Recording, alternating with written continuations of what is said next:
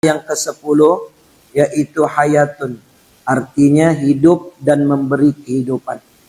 Jadi hayat artinya hidup dan memberi kehidupan.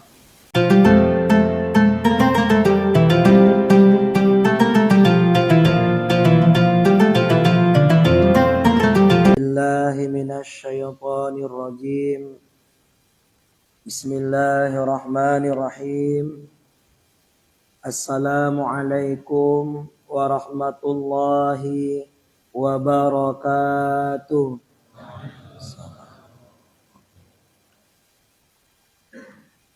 Alhamdulillahi rabbil alamin. Alhamdulillahilladzi anzala sakinatan fi qulubil mu'minin liyazdadu imanan ma'a imanihim. Ashhadu an la ilaha illallah wahdahu la syarika lah al-malikul haqqul mubin Muhammadur Rasulullah sadiqul wa'dil amin. Subhanakallahumma la ilma lana illa ma 'allamtana wa 'allimna ma yanfa'una wa zidna ilman innaka antal alimul hakim. Rabbi shrah li sadri wa yassir li amri wahlul 'uqdatam min lisani yafqahu qawli. Wa ba'du, yang awak muliakan orang tuaku sekalian, ibu bapak, tuan dan puan, jamaah masjid tarbiyah rahimakumullah. Alhamdulillah, dengan rahmat kasih sayang Allah Ta'ala, kembali kita bertemu pada subuh yang mulia ini, yakni subuh ke-21 daripada bulan ampunan Allah Ta'ala. Mudah-mudahan kita semua mendapatkan keampunan dan kemaafan serta pertolongan Allah Ta'ala dalam menjalankan ibadah pada tahun ini. Amin ya rabbal alamin. Ibu bapak, tuan dan puan rahimakumullah. Adapun kajian kita pada subuh ini yakni kajian tauhid, ya, menyambungkan kajian yang lalu. InsyaAllah pada subuh ini kita akan masuk kepada sifat yang ke-10 yang wajib fi haqqillahi ta'ala, yang wajib bagi Allah Ta'ala, yaitu hayatun. Faqala musannif rahimahullahu ta'ala wa nafa'ana wa iyyakum bi'ulumihi fid dharaini amin ya rabbal alamin. Makasanya berkatalah al-musannif Habib Utsman bin Yahya rahimahullahu ta'ala, wa min sifatin fi haqqillahi ta'ala hayatun, dan adapun sifat yang wajib bagi Allah Ta'ala yang ke-10 yaitu hayatun, artinya hidup dan memberi kehidupan. Jadi hayat artinya hidup dan memberi kehidupan, yakni Allah Ta'ala itu wajib bersifat hayat. Arti hayat itu hidup dan memberi kehidupan. Maka mustahil Allah itu bersifat lawan daripada yang wajib, yaitu mautun. Mustahil Allah itu mati. Wajib zat itu hidup. Dan hayat bagi Allah Ta'ala, yang makna hayat bagi Allah Ta'ala yaitu sifatun tusahihu, ya, qamat bihil idrak. Sifatun tusahihu qamat bihil idrak. Satu sifat yang mengabsahkan berdiri kepadanya 6 sifat pendapat yang lain. Yakni hayat itu sifat yang memberlakukan berdirinya 6 sifat yang lain, yaitu daripada ma'ani. Qudrah, iradah, ilmun, sama, basar, kalam. Ya, sifat ma'ani itu kan 7, ya. Sifat ma'ani 7. Kita keluarkan dulu satu, hayat. Hayat itu maknanya sifatun tusahihu qamat bihil idrak. Satu sifat yang dengan sifat itu berlakunya 6 sifat ma'ani yang lain. Kalau zat itu tidak hayat, maka tidak akan ada kudrah, tidak akan ada iradah, tidak akan ada ilmu, sama, basar, kalam. Maka wajib zat itu hidup. Ya kan? Zat itu hidup, kemudian dengan hidupnya zat itu, maka zat juga punya kudrah, punya kuasa, punya iradah, kehendak, punya ilmu pengetahuan, punya sama pendengaran, punya basar, penglihatan, punya kalam, dan berkata-kata atau berfirman. Jadi kalau mudahnya kita nih, kita katakanlah dulu bisa melihat, betul? Katakanlah kita ini juga bisa melihat, kan lihat nih. Kita bisa mendengar. Katakan kita punya kuasa untuk berjalan. Ya kan? Kalau kitanya hidup. Kalau kita mati, gimana kira-kira? Tengoklah orang yang mati itu. Dia punya mata tapi terpejam aja biji matanya. Dia punya kaki tapi tak bisa tegak, jangankan berlari. Dia punya mulut tapi tak bisa berkata-kata, berkalam. Dia punya kuping tapi dia tak mendengar lagi dengan telinganya. Kenapa? Karena dia sudah mati. Ini kan, pernah Tuhan lihat mayat lagi kita takziah. Habis itu, ini kan, waktu mau mandi minta dimandikan dia. Ini kan, atau dibukanya biji matanya. Nah, makanya di dalam fikih itu, dalam kitab fikih ya, seperti kitab Fathul Mu'in, mati itu tidak ya kan ini syarat mandi wajib. Ya kan penyebab mandi wajib tuh kan. Apa saja yang menyebabkan mandi wajib?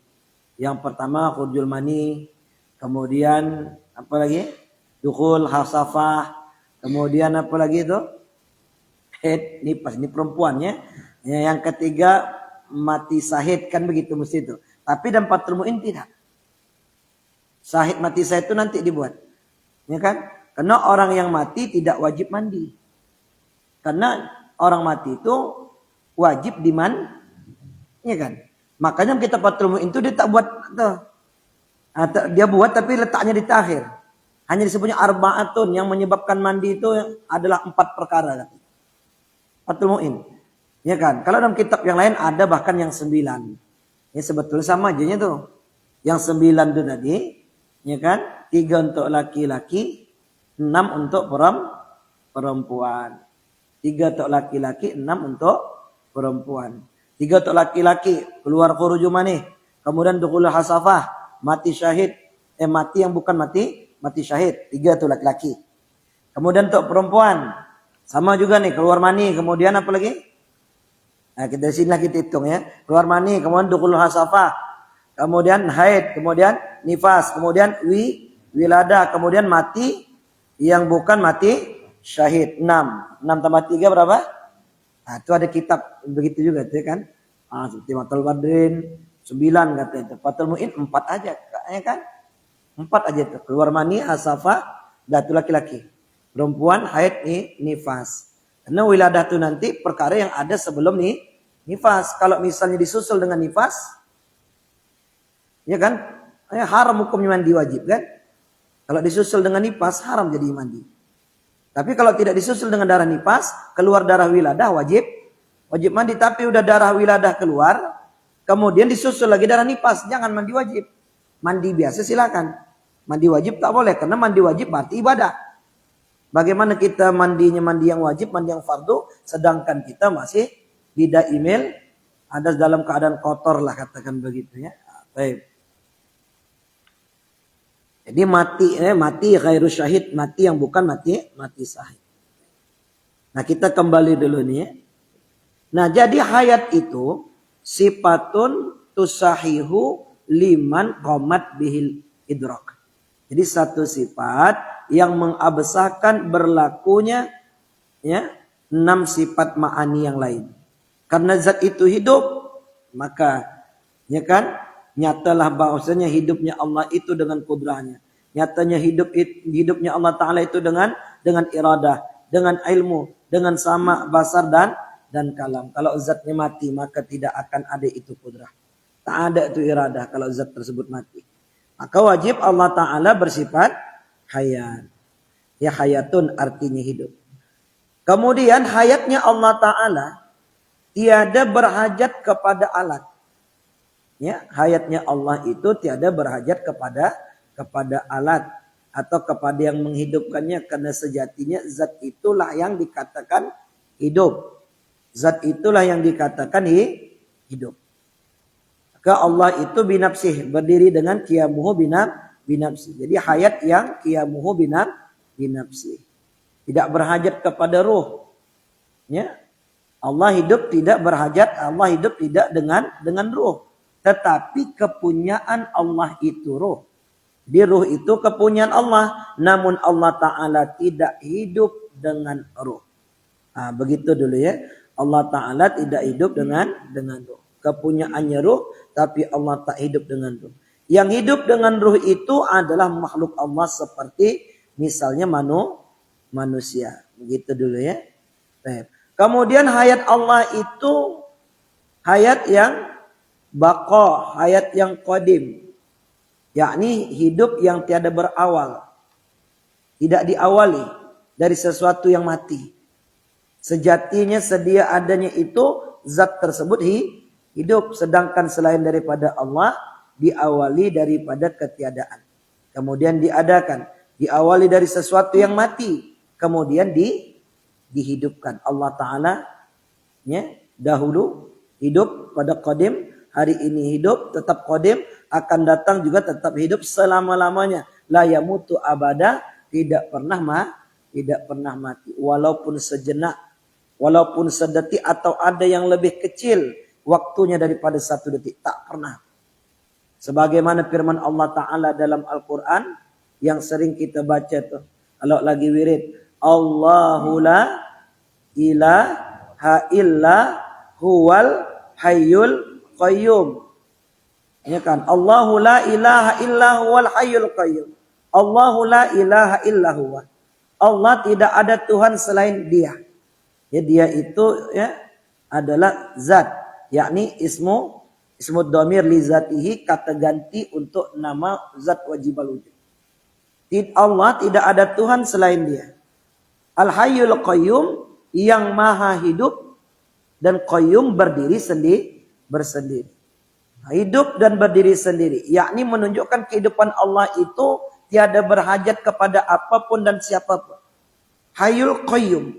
Hidup dan berdiri sendiri. Ya. La ta'khudhuhu sinatu wala naum. La ta'khudhuhu sinah. Sekali-kali pun Allah tidak pernah sinatun, mengantuk. Wala naum, apalagi tidur. Apalagi mati. Tidur aja tidak, apalagi jangankan tidur, ngantuk pun tidak. Kalau sempat Tuhan tuh ngantuk gimana Tuhan?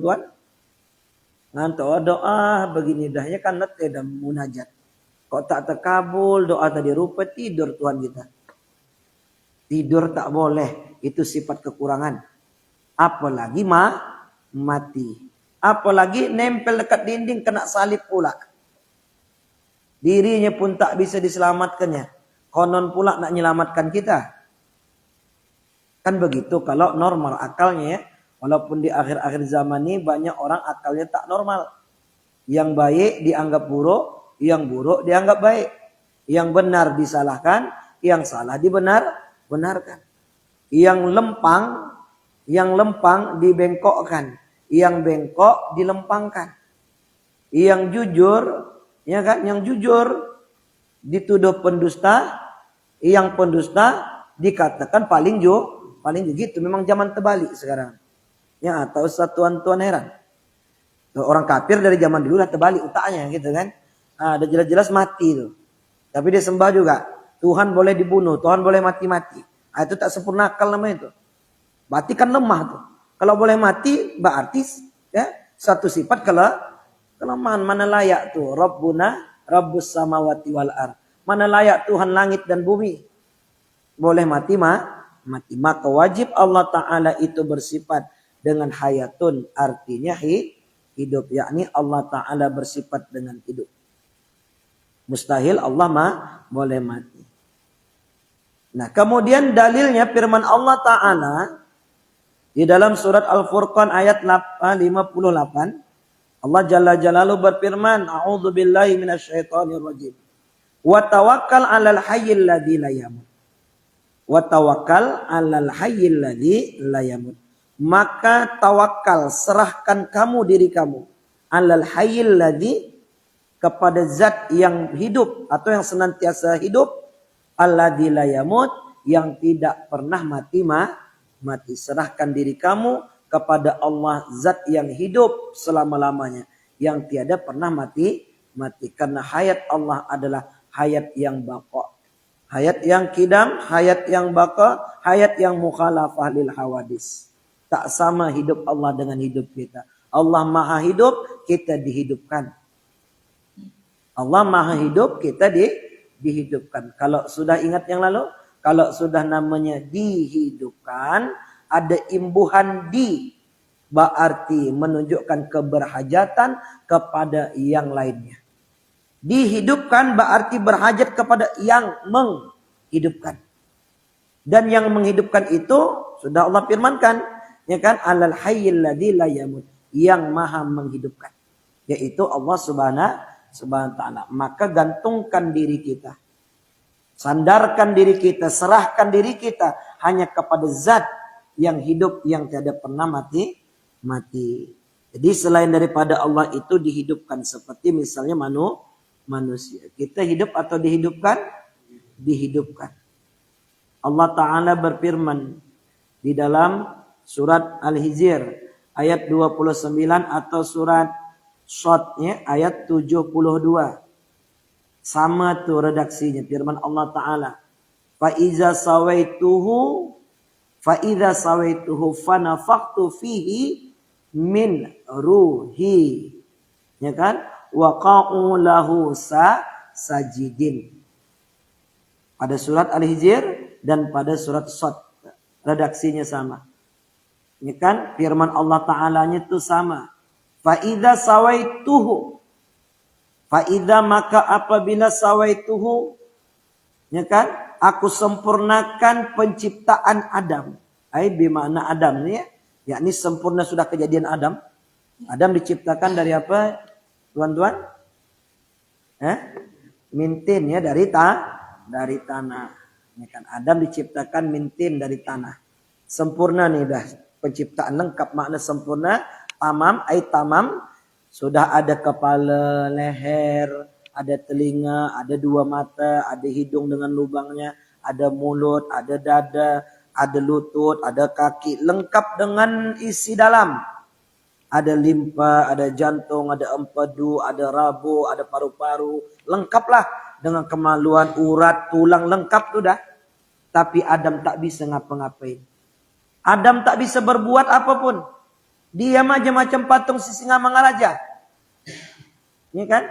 Kira-kira gitu kan, dari tanah tuh misalnya. Dia menjatuh, tergolek begitulah ya. Kemudian wa nafakhtu fihi min ruhi. Setelah aku menciptakan Adam itu, kejadian Adam dengan sempurna, kemudian aku tiupkan ke dalam tubuh Adam, ya kan? Fihi min ruhi wa nafakhtu fihi min ruhi. Dalam kitab tafsir Zalalain misalnya kan, yang ringan aja. Dalam kitab tafsir Zalalain, Imam Suyuti dan Imam Jalaluddin Al-Mahali itu kan dua orang Jalal. Ya antara guru dan murid. Jalaluddin Al-Mahali itu gurunya. Jalaluddin As-Suyuti itu murid. Dalam sebuah riwayat Jalaluddin Al-Mahali menafsirkannya sampai ayat surah kelima 15. Ya kan, sisanya yang lebihnya itu ditafsirkan juga oleh Imam Suyuti. Begitu taibnya. Jadi dalam kitab tafsir Jalalain, supaya kita tak salah nih, biar tak asal-asalan. Karena kan banyak orang di akhir zaman nih asal-asalan. Ruh itu tadi ditiupkan bagaikan niupkan ngembus ke balon ada. Ya kan? Dipegang orang lah. Apa tak sesat semua bengkok. Ya kan? Seperti niup, ruh itu ibarat ditiupkan Allah. Wah. Ruh. Ini kalau kita punya napas, itu napas apa dalam tuh? Napas kita juga itu kan? Berarti dia sama kita sama tidak? Hanya hati-hati nih. Paham-paham bahlul macam begini. Ya kan? Begitu hati-hati itu ya kan? Kamutasil dan kamunfasil. Makanya perlu kita ketahui itu. Kamutasil fi zatihi, kamutasil fi sifatihi. Kamunfasil fi zatihi, kamunfasil fi Bisifati. Tidak berpisah, tidak berpisah juga tidak bahkan tidak berjarak, tak bersentuh, tak berjarak. Maknanya tidak bersatu juga tidak terpisah. Begitu. Allah a'lam, kita kembalikan kepada Allah. Maka kata Imam Suyuti, setelah kusempurnakan kejadian Adam, firman Allah begitu, wa nafakhtu fihi min ruhi. Kemudian wa nafakhtu fihi, aku tiupkan kepadanya itu fihi min ruhi. Wa nafakhtu di situ diartikan, ditafsirkan oleh Imam Suyuti, ai ajraitu, aku alirkan, kira-kira gitu. Tapi jangan dibayangkan juga ngacam air. Ibarat air itu dekat sungai dialirkan, jangan pula bilang begitu. Ini kan. Jadi dialirkan makna itu Allah tiupkan, Allah nyatakan ruh itu ke dalam jasad Adam yang tadi tidak dapat melakukan apapun. Maka ketika ditiupkan ruh itu ke dalam tubuh Adam, ai azra itu, Allah alirkan ruh itu dari ubun-ubun nih. Ya kan? Nanti dari ubun-ubun masuknya, keluarnya juga dari ubun-ubun. Maka babur ruh, pintu ruh itu adalah ubun-ubun. Apa tuan-tuan? Babur ruh, pintu ruh itu adalah ubun. Tak pernah nanti malaikat Israel tuh mengeluarkan ruh itu dari tingkap, dari jendela. Umpama dari dubur atau dari ujung tumit. Tak pernah. Tak kafir mukmin tetap dari mana ditiupkan, dari situ pula dikeluarkan. Yaitu, tapi jangan dibayangkan Allah niup gini. Gitu, itu ayah kita yang gitu niup tuh. Allah mana pula begitu niup. Jadi cemana Allah niup Ustaz? Laisa kamis li syai'un. Baik, yang jelas Allah berfirman, ditiupkan kata ulama tafsir seperti Imam Jalaluddin, yakni azra itu. Ya kan? Tiupkan ruh ke dalam tubuh Adam. Apa tuh? Min ruhi wa nafakhtu fihi, dan aku tiupkan fihi padanya jasad Adam, min ruhi, sebagian. Min itu bermakna ba'diyah, sebagian. Min ruhi ai min khalqihi. Begitu yang selamat penafsirannya. Ai min khalqihi, yaitu sebagian daripada makhluk ciptaanku.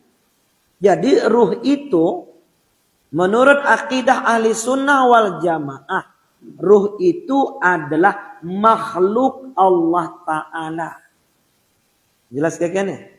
Ruh itu makhluk Allah Ta'ala. Kepunyaan Allah Ta'ala. Tapi bukan diri zat Allah. Juga bukan sifat Allah. Hanya saja kepada ruh itu nanti Allah nyatakan sifatnya, yaitu sifat hayat. Sebagaimana Allah nyatakan sifat sama kepada kuping, kita jadi bisa mendengar. Allah nyatakan sifat basar kepada biji mata, jadilah kita bisa melihat. Allah nyatakan sifat iradah kepada nafs, sehingga kita punya kehendak atau keinginan.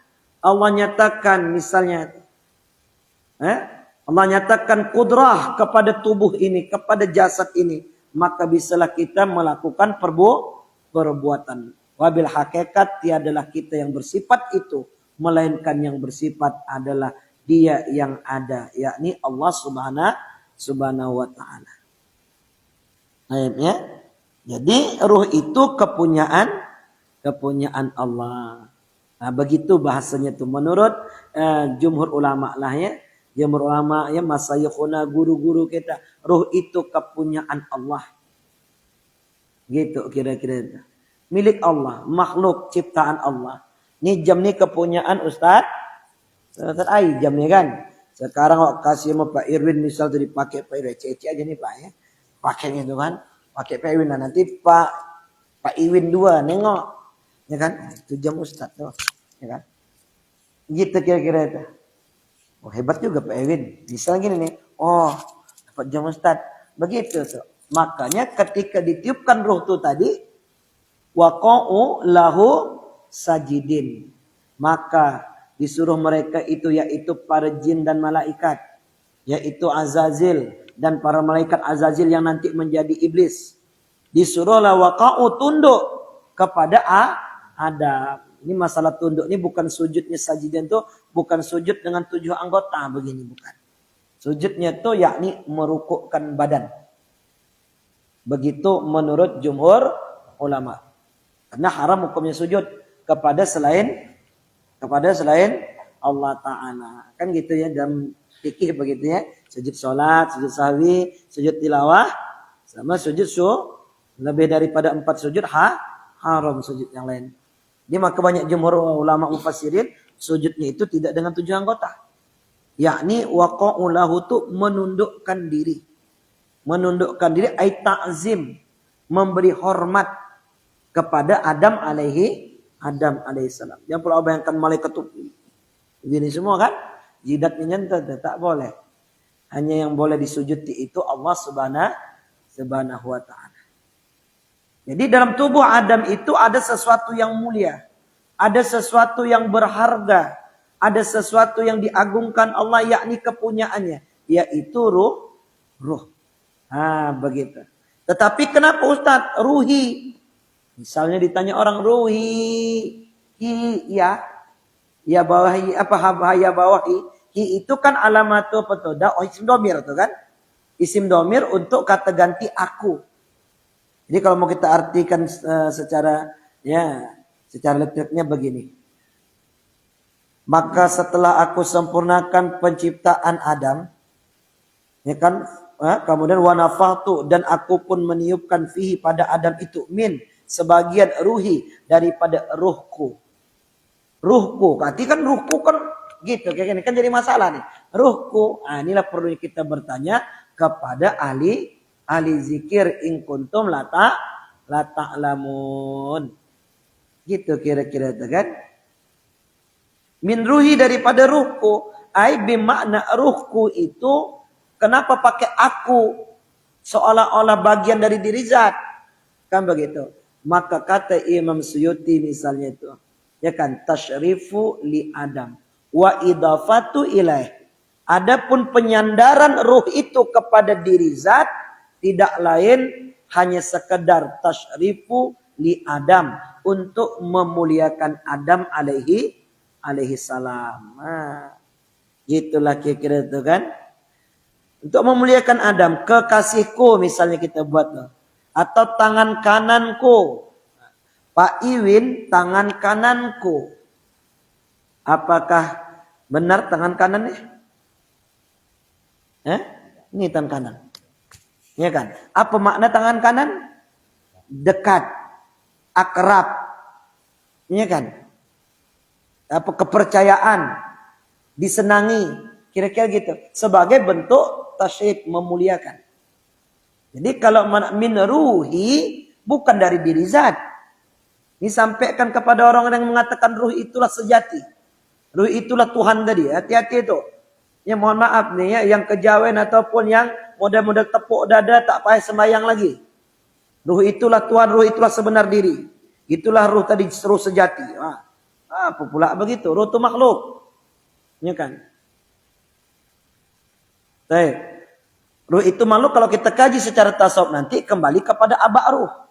Yaitu bapak roh, Ahmad atau hakikat Muhammad. Ya, itu sudah kita kaji yang lalu pada sifat wadaniyah atau jika belum nanti pada kitab usul taqi ya atau kitab-kitab tauhid yang lain. Baik. Jadi min ruhi. Jadi manusia itu hidup sah dikatakan boleh dinisbahkanlah. Manusia hidup disebahkan kepada ruh. Karena pada ruh itu Allah nyatakan sifat hayat. Jadi kalau ditanya kepada kita sifat apa yang nyata pada diri kita. Sifat Allah yang nyata pada diri kita saat ini. Apa? Hayat. Tapi bukanlah kita yang hayat itu. Melainkan yang hayat adalah Allah Ta'ala. Sedangkan kita ini, ya kan, cerminan daripada hayat itu sendiri. Namun kita tidaklah hayat. Melainkan kita dihidupkan. Kita tak hidup tapi dihidupkan. Maka ada yang dihidupkan, pastilah ada yang maha hidup. Kan dah begitu, dah pasti dah tuh. Ya kan? Tak perlu sekolah mikirkan itu. Kalau udah ada yang hidup, ada yang dihidupkan, berarti ada yang menghidupkan. Kalau udah ada yang dibangun, pasti ada yang masjid ini dibangun atau membangun? Dibangun. Masjid ini dibangun, berarti ada yang membangunnya. Diri ini dihidupkan, berarti ada yang menghidupkan. Baik, gitulah ya. Jadi Allah nyatakan sifat hayat. Kadang ada istilah menyebutkan meminjamkan. Allah pinjamkan sifat hayat. Hati-hati nih kalimat nih. Dipinjamkan walaupun untuk mendekatkan akal seumpamanya, tapi jangan sampai terkelicik kita. Dipinjamkan Allah sifat. Allah pinjamkan sifat sama. Pinjam. Nanti kalau dipinjam, Allah pinjamkan sifat samanya. Allah jadi tuli. Gitu. Habis dipinjamkannya dah sama kita. Allah pinjamkan kudrahnya jadi lemah. Allah pinjamkan. Itu kan. Maka yang lebih baik itu adalah Allah sertakan. Allah sertakan hayat kepada kita. Maka jadilah kita hidup. Makanya firman Allah, wa huwa ma'akum aynama kuntum. Wa huwa ma'akum aynama kuntum. Sesungguhnya dia Allah Ta'ala ma'akum, selalu beserta kamu dimanapun kamu berada. Yakni menunjuk kepada sifat kesempurnaan Allah Ta'ala. Ya kan? Kita ke WC, hidup apa tidak tuh waktu kita di WC tadi? Beserta dengan karunia Allah Ta'ala. Kalau tidak dengan karunia Allah Ta'ala, tak bisa kita keluarkan kotoran dari perut kita. Usahakan kotoran, angin. Kalau Allah tahan saja angin tuh 2 hari 2 malam, gimana tuan-tuan? Tapi Allah maha mengatur ya. Begitu. Nah kita lanjut dulu nih. Jadi wajib Allah Ta'ala bersifat hayat. Mustahil ia bersifat maut. Dalilnya tadi wa tawakkal alal hayyil ladzi la yamut. Maka hendaklah kamu menyerahkan diri kamu kepada zat yang maha hidup, yang tiada mati, allazi, ya isim mausul, yang tiada mati. Jadi kata yang itu menunjukkan menunjukkan bahwasanya hidup yang tidak ada matinya. Jadi kita sebut ya dalam surat pada ayat Al-Kursi, ya kan, jangankan mati, ngantuk aja tak boleh Tuhan, tidur tak boleh, ngantuk aja tak boleh, ya kan? Zat yang hidup dan tiada mati. Maka perintah Allah tawakal, sandarkan diri kamu atau serahkan diri kamu kepada zat yang hidup yang tiada mati. Tawakal, menyerahkan diri. Kalau begitu apa tuh yang disebut dengan tawakal? Apa yang disebut dengan tawakal? Berserah diri. Baik, ya takrif tawakal. Menurut istilah tawakalnya, kalau secara lughawi tawakal, ya kan wakil, ya kan? Tawakal. Katakanlah menyandar atau menyerahkan diri. Tapi takrifnya istilah tawakal itu yakni tuwattinul qalba bi annal hayata wal ismata wal kafiyata minallahi wahdah. Itu takrif tawakal. Apa tadi takrif tawakal? Tuwattinul qalba, memantapkan hati. Jadi tuwattinul qalba, memantapkan hati, bi annal hayata, bahwa sesungguhnya hidup ini, wal ismata, dan pertolongan, wal kafiyata, dan kecukupan, minallahi wahdah, datangnya dari Allah semata-mata, Allah yang esa. Jadi apa tuh takrif tawakal? Takrif tawakal itu, ya kan, memantapkan hati bahwa kehidupan, pertolongan, dan kecukupan itu datangnya dari Allah, bukan min ghairillah, bukan daripada selain Allah Ta'ala. Itu tuan-tuan tanamkan ke dalam hati kita. Tawakal itu apa? Yakni memantapkan hati. Ya kan? Meneguhkan jiwa. Memantapkan hati bahwasanya hidup, pertolongan, dan kecukupan itu datang dari Allah Ta'ala, bukan dari mana-mana. Begitu tuh kan? Itu namanya tawakal. Kalau mati nanti tawakalnya kepada Allah atau malaikat Israel? Kepada Allah. Ya kan? Jangan kepada malaikat Israel. Malaikat Israel tidak punya hak bagi badannya. Malaikat Israel tak punya hak bagi tubuh nih, tubuh yang kecil nih. Hak tubuh nih hanya hak Allah Ta'ala. Malaikat Israel itu hanya pelaksana saja. Sebagai tempat Allah menyatakan perbuatannya. Ya. Sebagai majhar tajalli af'al. Ibu bapak, tuan dan puan, rahimakumullah. Nah jadi kita mantapkan hati. Bagaimana cara memantapkan hati itu, Ustaz? Nah, ada lagi itu syaratnya. Cara mantapkan hati itu kalau sudah bulatlah tekad, sudah azam, sudah bulat tekad, azam, ya kan? Baru boleh tawakal, baru dapat tuatinul qalba, baru dapat memantapkan hati. Kalau belum bulat tekad, tak bisa hati mantap. Tekadnya belum bulat, hati tak bisa mantap. Ya kan? Tak bisa mantap hati itu tadi. Tak bisa teguh tuh jiwanya itu. Kalau belum azam atau belum mendapatkan tekad yang bulat. Maka untuk mendapatkan tekadnya bulat atau bulatnya tekad itu disyaratkan dua perkara. Yang pertama niatul mustaqimah, kemudian yang kedua adalah ikhtiarul kamilah. Niat yang lurus dan usaha ikhtiar yang sempurna. Kalau dua-dua ini sudah kita buat, niat sudah lurus, ikhtiar sudah maksimal, sudah sempurna kita lakukan, barulah boleh fatawakal Allah. Allah berfirman, fa idza azamta, barulah fatawakal. Jangan tawakal aja, pokoknya Allah, tunggu dulu, mesti ada azam. Tuan sakit kepala, mesti ada azam. Ya kan, berdoa ya Allah sembuhkan penyakit, itu kan namanya ikhtiar tuh kan, walaupun dengan mengangkat tangan. Kemudian beli saridon misal, atau terserahlah, masih ingat yang lalu? Atau tak ada duit beli saridon, ada kunyit di dapur, ambil kunyit di dapur, colekkan dekat kening.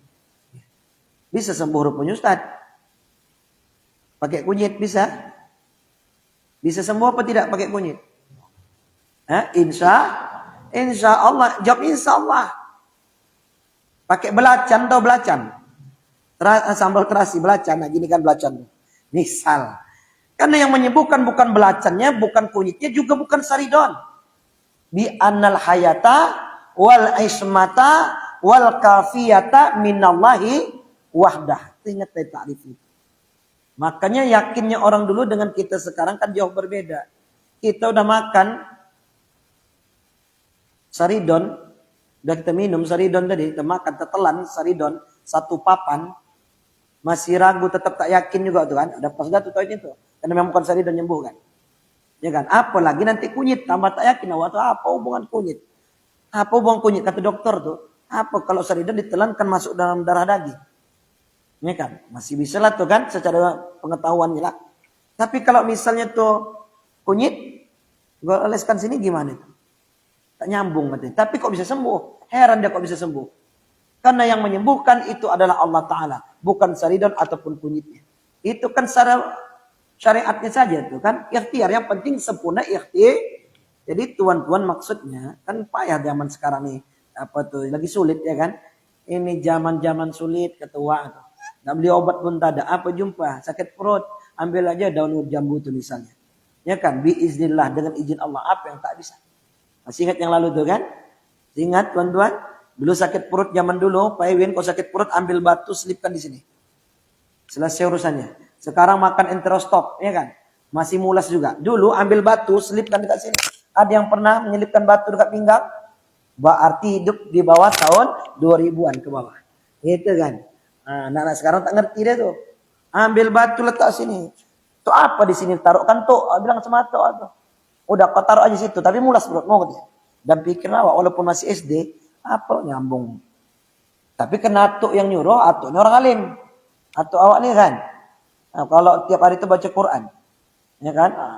Baca Quran aja kerja beliau tuh. Jadi suruhnya ambil batu. Taruh sini. Apa bacakan nih? Sambil bergurau lah beliau tuh kan. Bacakan mantranya apa? Kalau orang Melayu gitu, mantranya apa? Wah dibaca lah tuh. Masih ingat yang lalu tuh? Buah cempaka terung keretup. Mulut terbuka, pantat terkatup. Tak berak-berak jadinya. Terkatup pantatnya tak berak-berak. Awak yakin lah kan pas tuh kan. Buah cempaka terung keretup, mulut terbuka, pantat terkatup. Ini tak jadi dari bawah keluarnya. Cuman berapa namanya tuh? Apa namanya tuh? Senda-senda gitulah ya kan. Begitu. Tuan-tuan yang dirahmati Allah Subhanahu wa taala. Jadi intinya itu yakin, kapan yakin itu datang? Jika kita mengetahui sifat kesempurnaan Allah Ta'ala. Semakin ma'rifah kepada Allah, maka semakin yakin kita. Ya kan?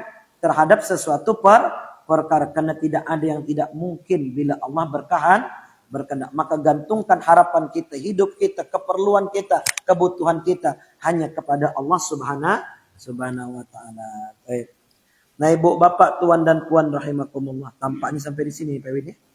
Nah. Ini jamnya, mataharinya udah terbit nih. Baik. Sampai di sini ada pertanyaannya? Ada? Alhamdulillahnya serius sekali tanggal 21 Ramadan ya. Ada yang dapat malam tadi Lailatul Qadar nih. Lailatul Qadar 2 tuh, Lailatul Qadar 1, Lalai Qadar yang satu lagi. Antara 2 tuh, kalau tak Lailatul Qadar dapat Lalai Qadar. Nah, biasanya kebanyakan dapat Lalai Qadar tuh kalau udah 10 terakhir. Waktu 1 Ramadan dapat Lailatul Qadar semua. Padahal belum turun Lailatul Qadar tadi. Ya kan? Tapi 10 terakhir Ramadan turun Lailatul Qadar malah dipakai, malah mendapatkan apa? Lalai Qadar. Baju belum punya, sepatu belum ada, ya kan? Akhirnya tegak lama kali dekat sentral, dekat Bajar, sampai rumah letih kaki dah sengal, sembahyang pun tak kuat lagi, tidur kesiangan pula sahurnya, dapat Lalai Qadar ya. Allah alam bisawab. Ada ya, THP kita pertanyaan kita padakan sampai di sini. Kurang lebih mohon maaf, yang benar dari Allah, salah dan kurang lebih yang fakir dan tak berilmu. Hari ini Senin yang ketiga. Takdir kita berjumpa Senin depan ini. Tapi kalaupun ada halangan umpamanya, nanti awak beritakanlah kepada Pak Ewin ya. Nah, barangkali sampai di sini kajian kita. Usikum wa nafsi bittaqwallah wallahu a'lam bissawab. A'udzu billahi minasyaitonir rajim. Bismillahirrahmanirrahim. Alhamdulillahi rabbil alamin. Wassalatu wassalam ala asrafil anbiya'i wal mursalin wa ala alihi wa sahbihi wa sallim ajma'in. Allahumma ighfir lana dhunubana wa li walidayna warhamhuma kama rabbayana shaghira wa li jami'il muslimina wal muslimati wal mu'minina wal mu'minat bi rahmatika ya arhamar rahimin. Allahumma anta ya fatah iftah lana futuhal arifin warjukna fahmal mursalin wa najina min qaumil kafirin. Duhai Allah, zat yang maha pembuka, bukakan pintu hati kami yang tertutup ini ya Allah. Lapangkan hati kami yang sempit ini ya Rahman. Jernihkan hati kami yang keruh ini ya Rahim. Mudahkan kami paham akan ilmu agama ini sebagaimana yang kau pahamkan atas Nabi dan Rasulmu ya Arhamar Rahimin. Allahumma inna nas'aluka ridhaka wal jannah wa na'udzubika min sakhatika wan nar. Allahumma innaka afuwun karim tuhibbul afwa fa'fu anna ya karim ya rabbal alamin. Rabbana atina fid dunya hasanah wa fil akhirati hasanah wa qina adzaban nar. Subhana rabbika rabbil izzati amma yasifun wa salamun alal mursalin walhamdulillahi rabbil alamin. Assalamualaikum warahmatullahi wabarakatuh.